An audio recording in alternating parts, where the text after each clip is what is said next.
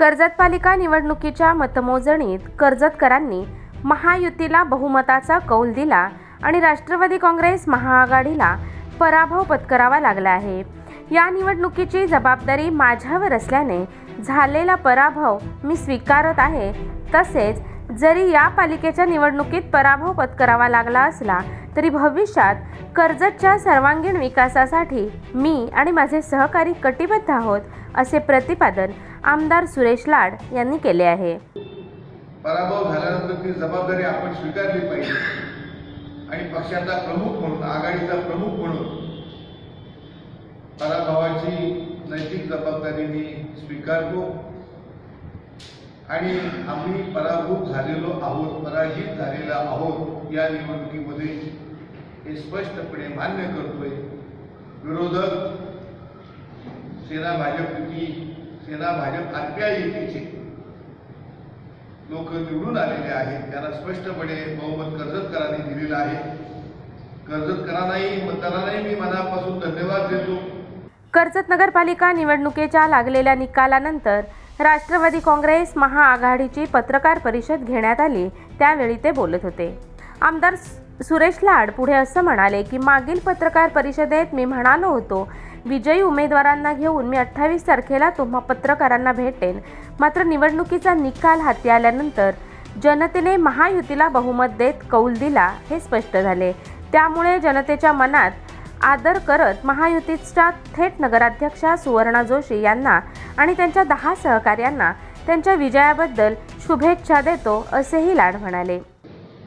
27 तारखेला निवडणूक आहे, 28 तारखेला मतमोजणी आहे। आपण 28 तारखेला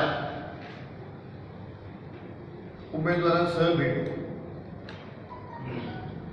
आज झालेल्या मतमोजणीमध्ये शिवसेनेच्या नगराध्यक्ष पदाच्या उमेदवार सौभाग्यवती सुवर्णाताई जोशी यांचा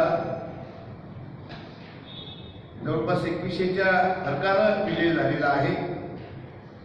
मी त्यांचं आमच्या आघाडीच्या वतीनं आणि माझ्या वतीनं मनापासून अभिनंदन करतो आणि त्यांच्या पुढील 5 वर्षाच्या त्या कालावधीकरता मनापासूनच्या शुभेच्छा देतो।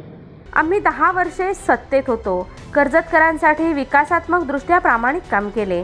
कर्जतकरांना अनेक सुविधा उपलब्ध करून देण्याचा आमचा प्रयत्न राहिला आहे। जनतेने महायुतीला बहुमताचा कौल दिला। पराभवामुळे नक्कीच आम्ही आत्मपरीक्षण करू। आघाडीसाठी शेकाप आणि काँग्रेससोबत चर्चा केली होती, परंतु ती निष्फळ ठरली।